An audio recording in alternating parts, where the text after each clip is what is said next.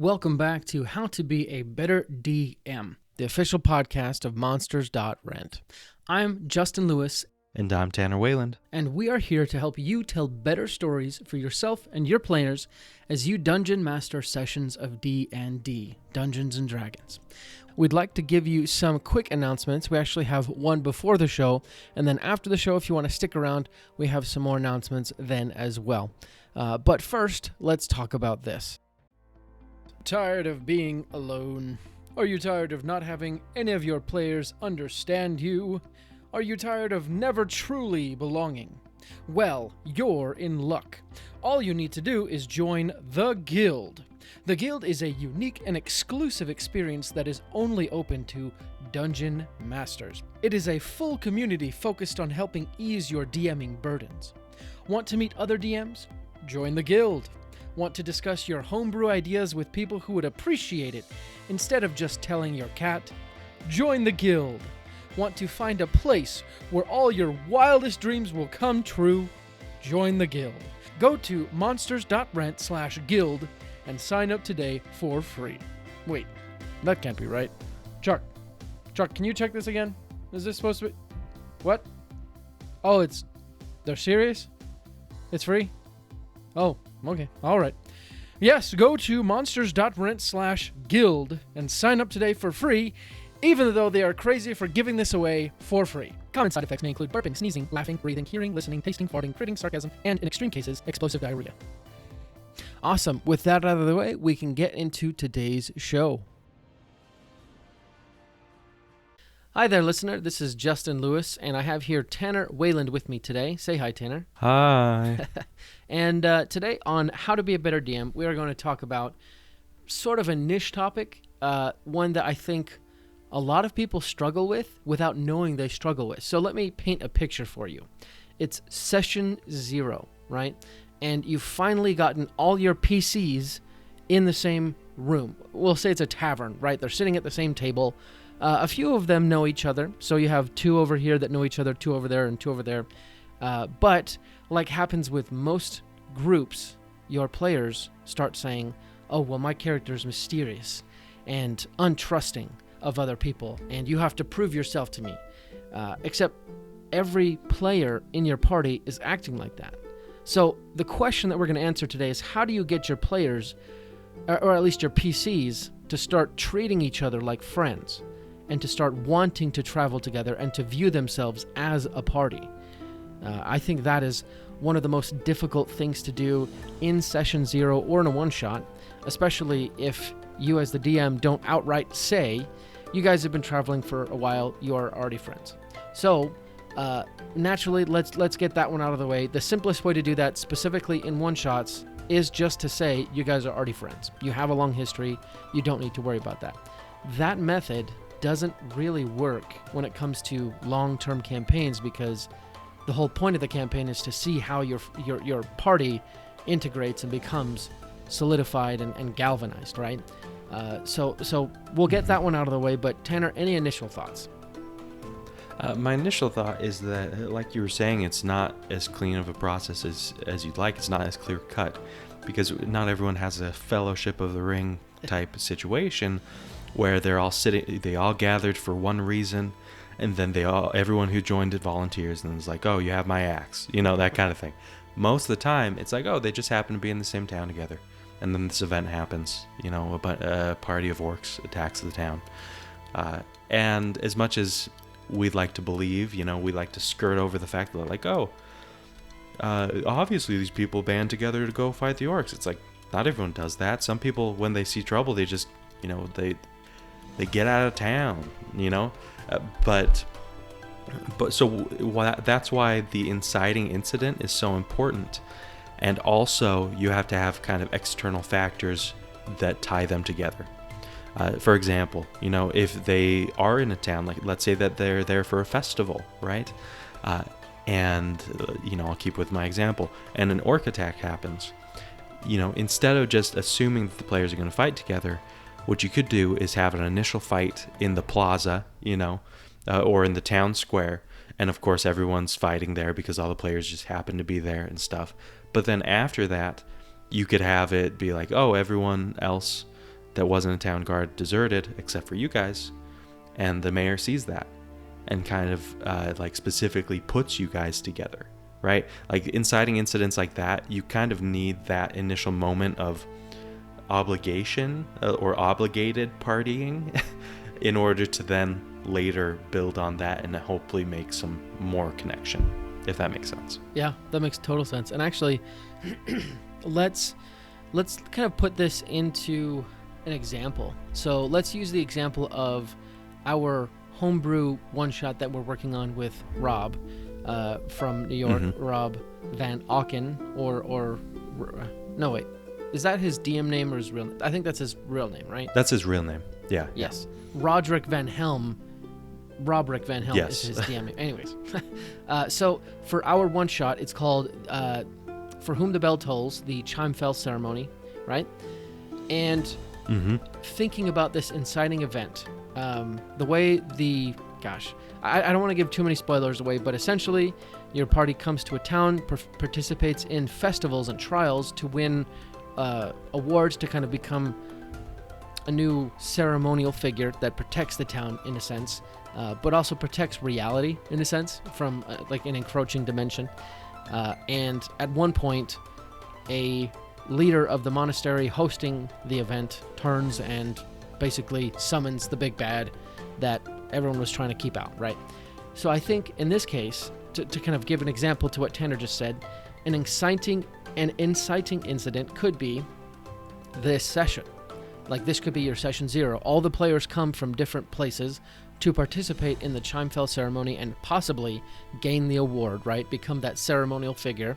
And I feel like naturally, as your players win, because they naturally will, they'll win those trials, they'll come together to meet the chief monastery officer or whatever the name is, the abbot, and that, they'll meet each other, and then the inciting event will be that large monster gets summoned, and suddenly they have to work together to fix the problem, right? I think that might be strong enough to be like, wow, we were pretty cool together, we should hang out more, kind of an idea, right? Yeah, I think that when you have a galvanizing like event, then that can cause a lot of connection. Otherwise, like I think it's a little bit harder with like longer journeys, because if you do have an inciting event that all happens in one town, like what happens in our the Chimefell ceremony, then that's like very easy because all the players are in one town. There's a festival. They're all there for the same purpose. They're doing the same trials, and that's certainly a way to make it happen. And then just you as the DM, as they're playing, you're having little moments that you create of them like being like, oh, this person's not half bad. This other character, and things like that can kind of help them become more of a party. How about if you were on like a longer journey style like campaign though? Like what little things along the way create connection there? When you say longer journey style campaign, can you give a little bit? Yes. Yeah. Like where they're going to multiple locations, they go from a town to a dungeon to a seaside port to, and they're like camping along the way. They run into bandits here and there. It's just like, it's a lot of traveling, and there's more a bunch of small events versus one big event. Yeah. See, even that, I think is pretty easy. So I think deep down, and this is kind of a topic of social encounters anyways. There's a book called The Like Switch, and it's funny, these last few duo episodes where you and me have both been on have been both about D&D but also about life in general. So this is more about life in general, but this book is called The Like Switch. It's basically an FBI agent writing a book about how to influence people and kind of gain relationships and things like that, and he lays out what he calls the relationship formula, right? And he says your relationship is a formula derived from proximity, frequency, intensity, and duration. So essentially you can boil down relationships to how close are you physically, how often, and like how intense are the emotions you feel, and how long are you close together? See, that's why, in my opinion, when you go and work at a new place, at first you don't really make friends with the people sitting at your desk. You may or may not introduce yourself, but if you don't, after a month, you're gonna know each other's names, and you're gonna start talking to each other just because you sit next to each other every single day. So in this case, with forcing your players to be together, you essentially have to get that formula in action, right? In the case of the galvanizing event, they are having such intense emotion that it's kind of like the foxhole friends, right? Shared trauma leads to strong emotional, or at least somewhat strong relationships. But in the case of a long-term campaign, you're having them together for often. Those natural occurrences are going to happen naturally, but also they're just going to, in real life, they would naturally relax and feel more comfortable around each other because kind of from a primal sense, that person, that unknown, is becoming more known, right? So I think just the key to getting your PCs to want to travel together is to have them kind of fulfill that formula, you know? And there are obviously other things to do, but I think that's a good place to start. Yeah, I like that too, because it made me realize kind of an issue with a lot of DMs and characters, you know, because we're talking about parties here. But if you don't give, if you don't give your players the incentive to create good backstories, and then second, and this is where what I realized with your comments, if you don't allow the players to have settings and situations and prompted places where they can share parts about their character that they've created and parts of their character's personality, then even if they have shared trauma, like you were saying, and even if they spend time together, what are they going to know? It's like you're with someone at work who only ever talks about work, right? Are you going to actually ever know that person? Probably not. You know, you're only going to know them in a work capacity because they never talk about their personal life. And so if you ever saw them outside of work, they'd be practically a stranger to you. You know, it's like a teacher in school, right? Since kids never find out about what their teacher did, when they see them at the supermarket, they're like, what the heck? Aren't you supposed to be at school? It's kind of like that, where if your players are only having their characters talk about the event in front of them, the next goal, the next thing, and they never talk about their character backstory or get opportunities, during downtime to kind of be like, oh, what would my character do? Then they won't have any latching on points for each other, right? I think that's an important thing. Yeah, I agree. And actually, to that note, I think getting your party to gel together starts long before session 0, and it begins with character creation. And naturally, you're probably thinking like, oh, well, duh, you'd want, a melee combat person in the same party as someone who casts spells or is ranged. Sure, but what I mean more is I think that relationship formula that I talked about, it might be a little bit incomplete. You probably need to add in the individual efforts of each person as well as the individual moral codes of each person. So, for example, in my current campaign, I have a character named Saban. He is a lizard folk artificer, and he's from the swamp. He has a southern accent, and he's generally a very polite, caring individual. I'd say he's neutral good, tending towards lawful good. He's the kind of guy that, like, if he sees someone struggling, he'll go help for no reason. He's just a good guy, right? And I put him in there just for me to have a character that I can play around with. But sometimes other of the players in the group, they are neutral or evil, depending on their situation. And so they'll do things that are questionable for Saban. And to be honest, it has made Saban think, do I really want to continue with this group when they're doing certain acts, right?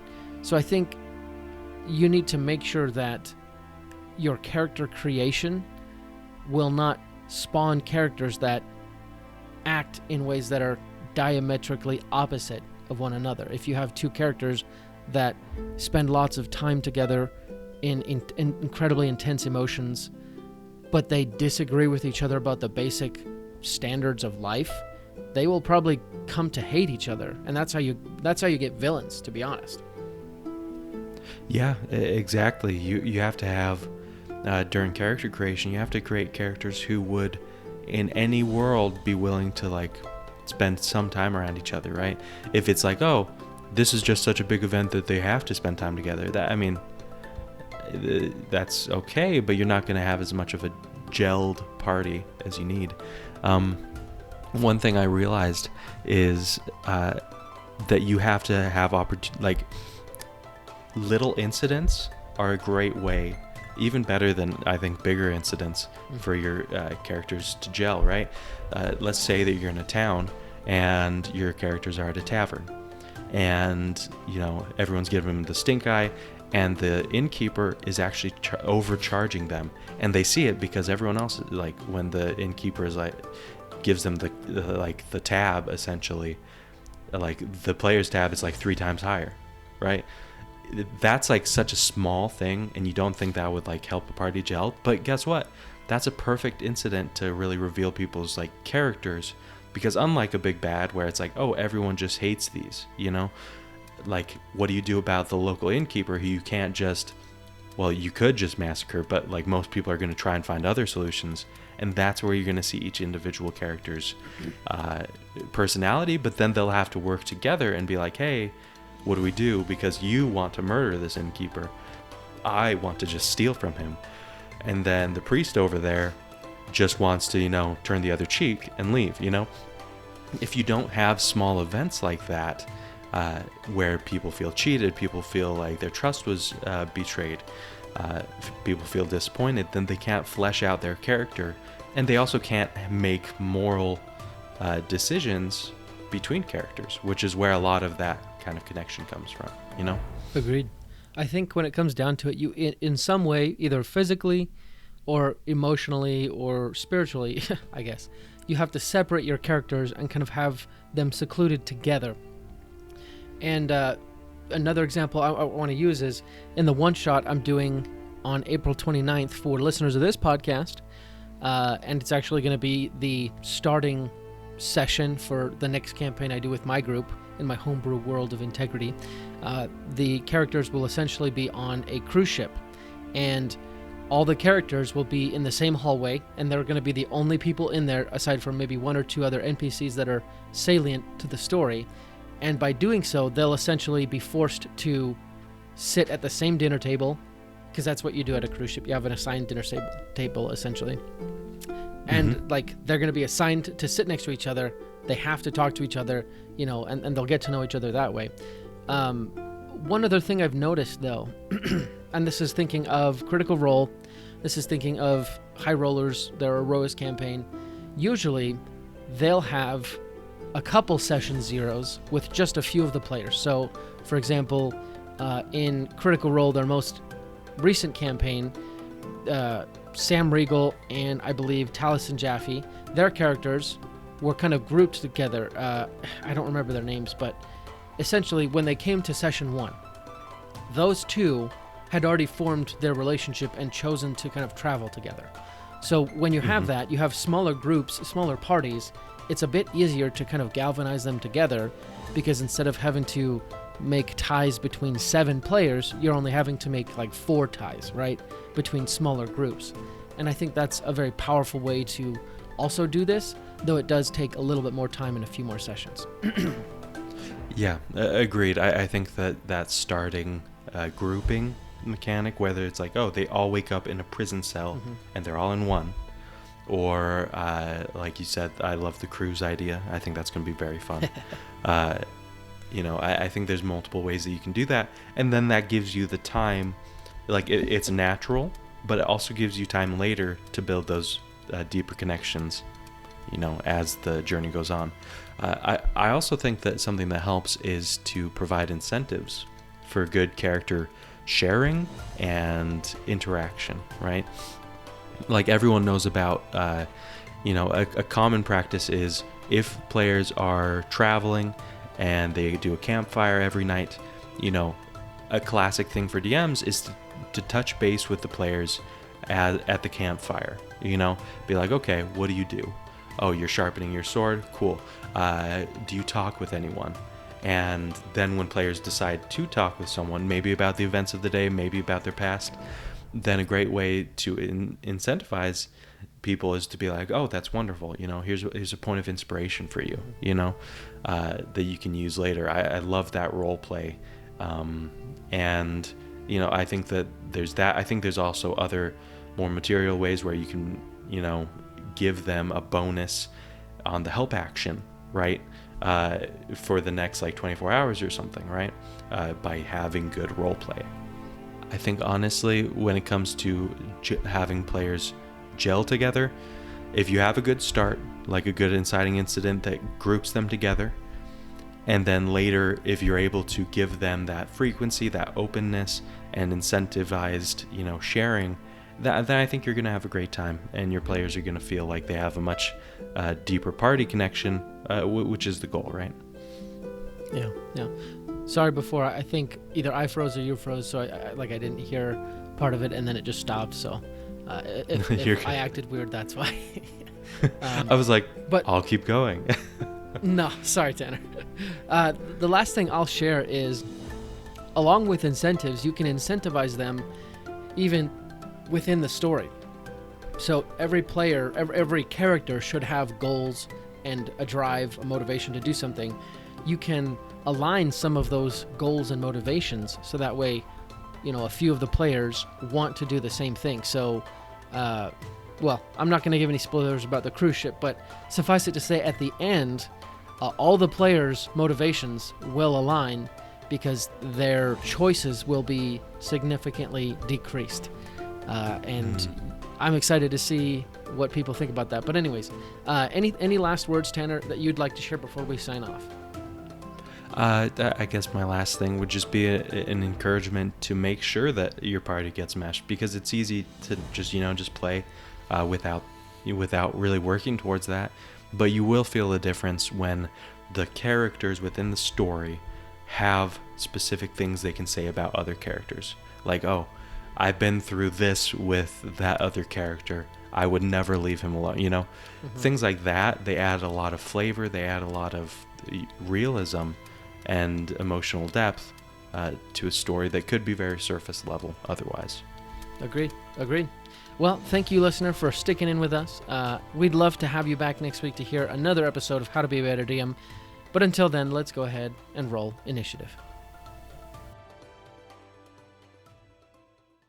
Thank you for listening to today's show. We really appreciate your support and your patronage. We have a few more announcements to go over. First, did you ever fall in love with the library as a kid? It was a place where you could experience 1,000 stories without having to buy 1,000 books. That is what Monsters.rent can do for your D&D campaign. You can rent and swap out as many quality miniature monsters and creatures for your D&D party as you could ever want, without having to buy them. You can rescue villagers from a kobold camp, or lead your party through the fighting forest, or many more adventures. We're coming out with new bundles all the time. Just sign up for our subscription to get access to your own personal library of minis. Go to monsters.rent to find out more. That's the website. Monsters, with an S, .rent. Get your library pass to a world of minis today. we also wanted to let you know that today's episode is sponsored by Stardust and Dragons. I'm going to let one of the cast of Stardust and Dragons, Christian Hatcher, and his crew tell you a little bit more about it. This August, a new adventure podcast is coming to a platform near you, filled with action. You one of the two of them. We can't keep taking hits like that. Drama. Everything that she's been doing, everything she's going to do, finally sets in. And Stardust. Help! Help! Someone, please! Find out more about this epic odyssey at stardustanddragons.com, where adventure awaits in the stars. That's all the announcements we have today. Again, thank you so much for everything you do for us. You make this show possible. Like we said before, we'll be back next week with another great episode, and until then, let's go ahead and roll initiative.